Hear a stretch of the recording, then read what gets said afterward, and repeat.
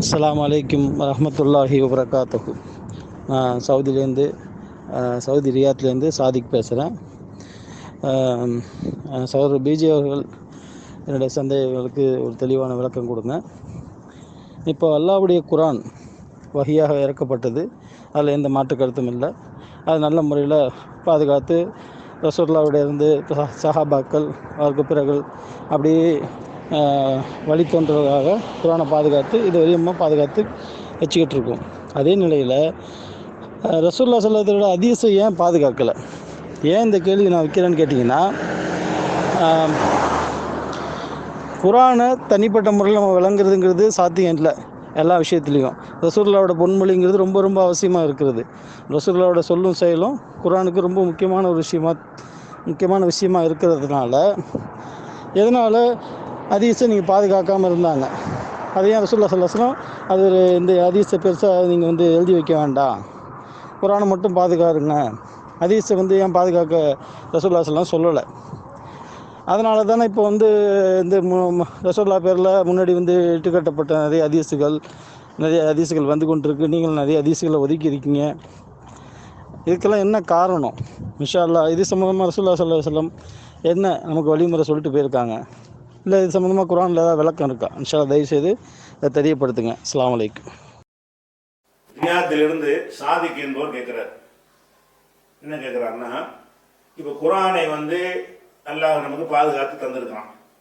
எப்படி பாதுகாத்து தந்திருக்கிறான்னு கேட்டால், ரசூல் ஸல்லல்லாஹு அலைஹி வஸல்லம் காலத்திலேயே ஒவ்வொரு வசனம் அருளப்பட எழுத்தர்களை கூப்பிட்டு இதை எழுதி கொள்ளுங்கள், இந்த வசனத்துக்கு பின்னால் எழுதி கொள்ளுங்கள், இந்த வசனத்துக்கு முன்னால் எழுதி கொள்ளுங்கள் என்று சொல்லி அப்படி என்ன செய்வாங்க.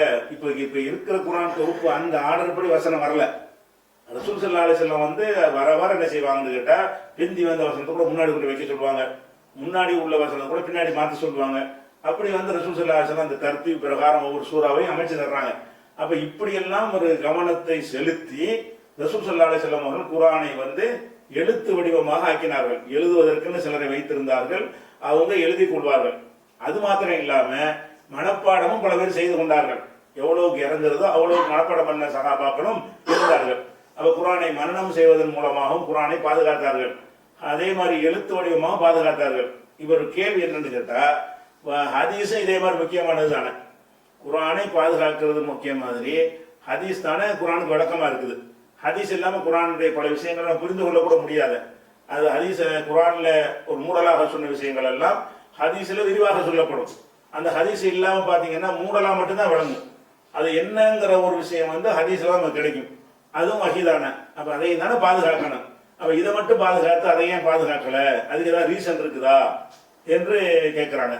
அதுல ரசூல் ஸல்லல்லாஹு அலைஹி வஸல்லம் அவர்கள் அதாவது குரானை பாதுகாக்கிற விஷயத்தை பொறுத்த வரைக்கும் ரசூல் ஸல்லல்லாஹு அலைஹி வஸல்லம் அவர்கள் குரானை பாதுகாக்க காரணம் சொல்லிட்டாங்க. என்ன சொன்னாங்கன்னு கேட்டா, என்னிடமிருந்து நீங்கள் என்ன செய்யாதீங்க, குரானை தவிர எதையும் எழுதி கொள்ளாதீர்கள், குரானை தவிர வேறு எதையும் நீங்கள் எழுதி கொள்ளாதீர்கள் அப்படின்னு சொன்னாங்க. எதுக்கு சொன்னாங்கன்னு கேட்டா, அந்த குரானோடு இப்ப ரசூலுல்லாஹ் பேசுற பேச்சு கலந்துருச்சுன்னு வைங்க, குரானு அதுக்கிட்ட ஹதீஸ் அது மாதிரி எல்லாம் கலந்துருச்சுன்னு சொன்னா அந்த குரானுடைய அந்த தன்மை மாசுபட்டுவிடும். ரசூலுல்லாஹ்வுடையது என்னதான் குரானுக்கு விளக்கமா இருந்தாலும் அந்த குரான்ல இருக்கிற அந்த ஒரு நடை, அந்த ஒரு இனிமை, அந்த ஒரு ஈர்ப்பு ஹதீஸ்கள் இருக்காது. ஏன்னு கேட்டால் அந்த சொல்லே அல்லாஹ்வுக்கு சொந்தமானது. ஹதீஸ் என்பது அந்த உள்ளத்துல அல்லாஹ் கருத்தை போடுகிறான், சொல்லு ரசூலுல்லாஹ்வுக்கு சொந்தமானது. அப்படி இருக்கிறதுனால அந்த குரான் நடையும் ஹதீஸையும் ஆய்வு செஞ்சு கூட என்ன செய்யறாங்கன்னு கேட்டா, இது முகமது இந்த குரானை ஏற்றிருக்க முடியாது. ஏன்னு கேட்டா அவருடைய பேச்சையை பார்த்தீங்கன்னா அது ஒரு டைப்பா இருக்கிறது, குரானை பார்த்தீங்கன்னா அது ஒரு டைப்பா இருக்கிறது. ரெண்டுக்கு மத்தியில பெரிய மொழி வல்லுநர்கள் ஆய்வு செஞ்சாங்கன்னு சொன்னா அவ்வளவு வித்தியாசம் இருக்குங்கிற அளவுக்கு குரானுடைய தனித்தன்மை விளங்குகிறது. அந்த குரான் நமக்கு எதுக்கு தரப்பட்டிருக்குன்னு கேட்டா வழிகாட்டும் வந்திருக்கிறது. இதுதான் உண்மையான மார்க்கம் என்பதற்கு ஆதாரமாகவும் குரான் தான் இருக்கிறது. குரான் தான் ஒரு அற்புதமாக இருக்கிற காரணத்தினால அந்த குரான் அப்படியே பாதுகாத்தா தான் இந்த மாதிரி கொண்டு வர முடியுமான்னு சேலஞ்சு பண்ண முடியும்.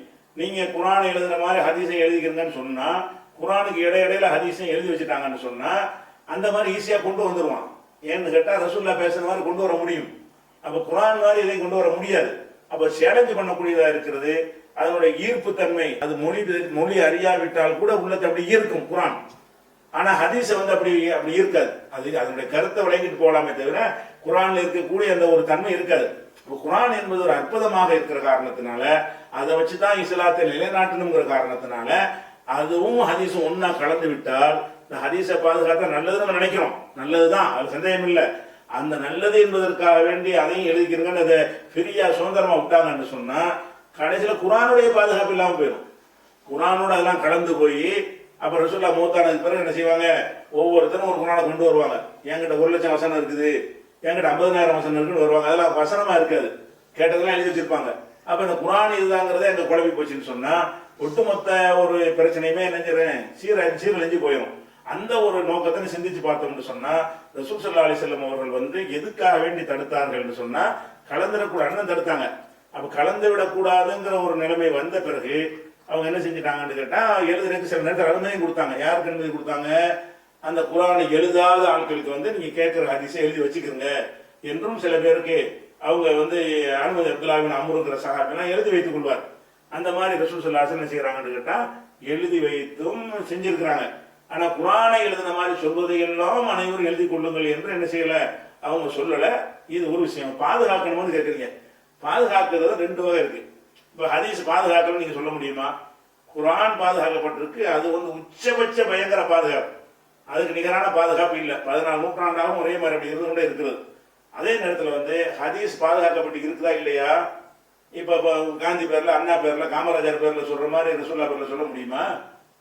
அப்ப எந்த மனிதனுடைய சொல்ல இப்படி பாதுகாக்கப்படலையே. அப்ப குரான் எப்படி பாதுகாக்கப்படுதுன்னு கேட்டா, ஹதீஸ் எப்படி பாதுகாக்கப்படுதுன்னு கேட்டா, உங்களுக்கு குரானை தந்தாச்சு, இந்த குரானுக்கு ஏற்றவாறு இருக்குதான்னு பாருங்க. அதுக்கு அதை வடிகட்டி வச்சு நினைஞ்சிடறாங்க, நிறைய விஷயங்களை ஃபில்டர் பண்ணி எடுத்துருவாங்க. அப்ப அறிஞர்களுக்கு அந்த பொறுப்பை எல்லாம் சுமத்தி அந்த அறிவை எல்லாம் அவங்களுக்கு கொடுத்து அவங்க என்ன செஞ்சாங்கன்னா 4 நாளுக்கு இதெல்லாம் இட்டு கட்டி சொல்றாங்கன்ற உடனே ஃபில்டர் பண்ணுவதற்காக வேண்டி ஒவ்வொருத்தருடைய வரலாறையும் தேடி ஆய்வு செஞ்சு சரியானது தவறான பிரிச்சு அறிவிச்சு பாதுகாத்தானே இருக்குது. இப்ப குரான் ஹதீஸ் பாதுகாக்காம இருக்குது. அவன் வாயில வந்ததெல்லாம் விட்டு அடிச்சான், அதெல்லாம் ஹதீஸ் இல்லைன்னு எப்படி நம்ம கண்டுபிடிச்சோம்? எழுதப்படல, வாய் வழியா தான் வந்துகிட்டு இருக்குது. சுரக்காதுன்னா சொர்க்கத்துக்கு போவான்னு ஒரு செய்தி விடுறாங்க. இது ஹதீஸ் இல்லைன்னு சொல்லி அதை பதிவு பண்ணி வச்சிருந்தாலும் அது ஹதீஸ் இல்லைன்னு சேர்த்து பதிவு பண்றாங்கல்ல. அப்படி கண்டுபிடிக்க முடியுமாக இருந்தால் அது பாதுகாப்பு தானே. சில பேர் பிடிவாதமாக சிந்திக்க மறுத்து அவன் போனாலே அவனுக்கு இறங்காது. நீங்க சரியானதை கண்டுபிடிக்க மனம் திறந்த பார்வையோடு அணுகினீர்களே ஆனால் இது ஹதீஸ் இல்லை என்று நம்மளால் என்ன செய்ய முடியும், பிரிச்சு அறிய முடியும். அந்த பிரிச்சு அறிகிற ஒரு தன்மை இருக்கிற காரணத்தினால நமக்கு என்ன வரல, அந்த ஹதீஸ் பாதுகாக்கப்படலைன்னு சொல்ல இயலாது. ஒரு மனிதனுடைய சொல்லை பாதுகாப்பதற்காக 5 லட்சம் பேருடைய வரலாறு பாதுகாத்து வச்சிருக்கிறோம்.